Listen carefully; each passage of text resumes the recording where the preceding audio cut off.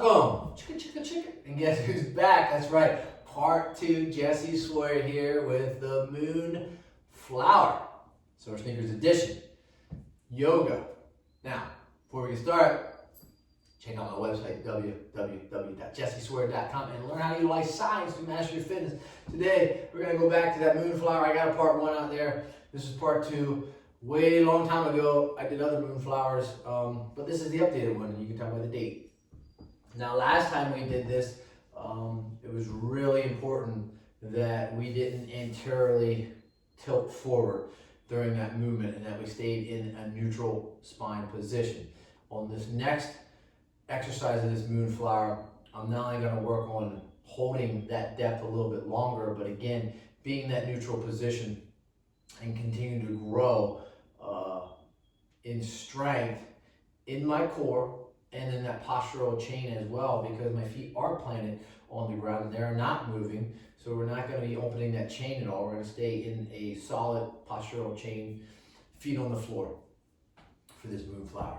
So if you recall from last time, perceived exertion 1 through 3, however, because of breathing, maybe the difficulty in position that you're going to be in, it could move up. When we get hydration, when we get physician clearance, and you want to make sure that you breathe. Hands go up, nice big inhale, exhale as they go down. It's very similar to your deadlift position. Once you're breathing out, you're going to be holding that breath going down at that mouth level, and then just breathing and bracing at that very bottom position. We want to make sure we secure that back and get good inner abdominal pressure. So in this position for the Moonflower, we're not in a horse stance. We're going to be in a 10 and a 2, more of the sumo, or a 9 and 3. Depends on how flexible you are in those hips. For me, I'm in 10 and a 2. You can do this in the seated position or the standing position, and I'm just pointing my toes out. It's going to be a wider stance, so we don't want to be 10 and a 2 like this, narrow stance. We want to be 10 and 2, nice wide stance where I can shift side to side, right? I'm extending my knees. Flexion is when I go down into this position, pushing my hips back. Arms are going to come here. And then I'm going to externally rotate them. I'm in this position. I'm going to reach up, nice, good, deep breath.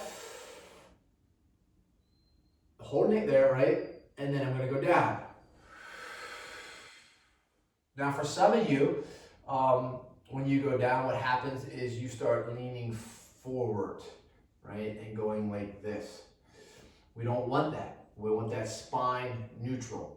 So if you start feeling yourself going forward, then I don't want you to come down as low. I want you to stay where you're able to retract your shoulder blades and stay in a neutral position. This might be it for some of you. Nice inhale.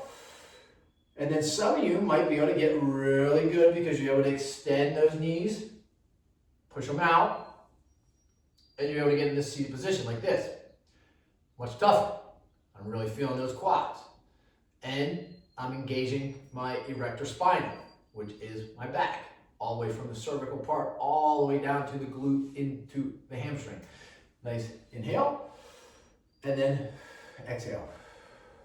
So find your sweet spot, find where you're comfortable, find where you're not anterior tilting, and you're staying in a nice, solid, neutral position. I'm going to turn myself so that you can see what that looks like from the side.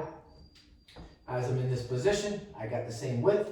Nice inhale, and then I'm exhaling, and I want to be like this. Nice and upright. Good neutral position. If you feel yourself doing this, or this, we don't want that. Come up a little bit more so that you can be in this position. Again, for some of you, this might be it. Lower if you can. Go lower, and go lower.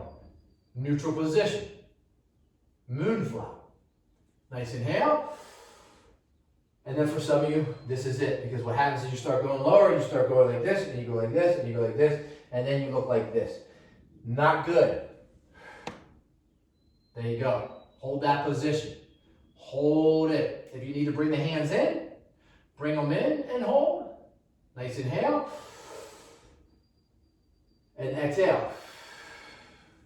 I kind of like this position sometimes because it allows me to get a little lower, allows me to use my hands as my brace in front, and it prevents me from tilting forward as well. I feel like it's a little barrier for me. I'll come back to the center. My legs are really burning right now. You should be as well. And if they're not, you're not doing it right. And drop down. And hold. Again, you want to get some retraction in your shoulders. Take those arms out, retract the shoulders, drop those elbows down into the lower part of your ribs, the 10th and the 12th.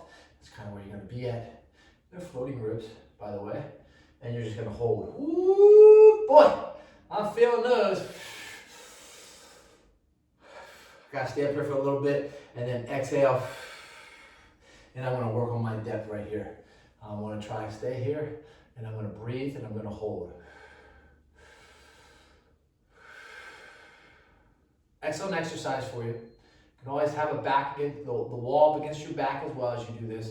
Try to stay neutral. Those legs, they're done. So that means I'm done as well. Peace, my friends.